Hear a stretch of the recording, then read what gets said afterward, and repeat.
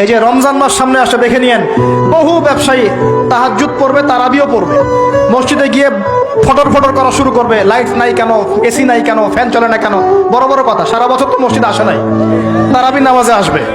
আবার দেখবেন অনেকে সারাদিন তো মসজিদ নাই, জুমার দিনে যায়, জুমার দিনে গিয়ে বলে এই ইমাম সাহেব ওটা করেন নাই কেন, এই মুয়াজ্জিন সাহেব এটা করেন নাই কেন।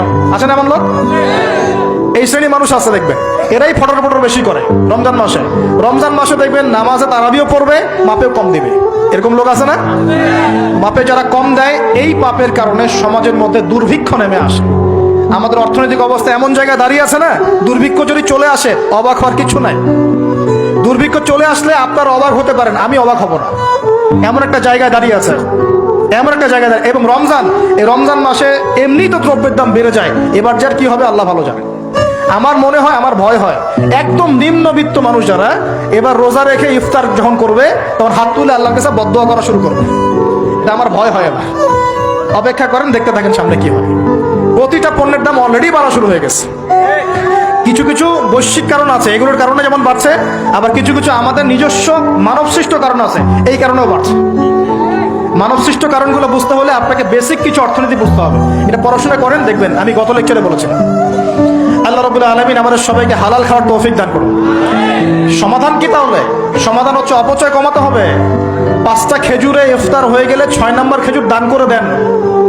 6 নম্বর খেজুর দান করে দেন, সদকাগুলো বেশি বেশি বাড়িয়ে দেন। এই যে মানুষগুলো খেতে পারবে না, ওদের ঘরে ঘরে গিয়ে ইফতারগুলো পৌঁছে দেন, মাসের বাজার করে দেন। যাদের সামর্থ্য আছে, যাকাত ফরজ হয়েছে, যাকাতগুলো দিয়ে দেন। আল্লাহ পাক তৌফিক দান করুন। দুর্নীতি বন্ধ করেন, কালো টাকা বন্ধ করেন। কত টাকা পাচার হয়ে গেল বিদেশে, সেগুলো কে ফিরিয়ে নিয়ে আসবে? এ দায়িত্ব কার? মনে রাখবেন, একটা পাপের হিসাব না দিয়ে কাল কিয়ামতের মাঠে কোনো দায়িত্বশীল পার পাবে না ইনশাআল্লাহ। কোনো দায়িত্বশীল না।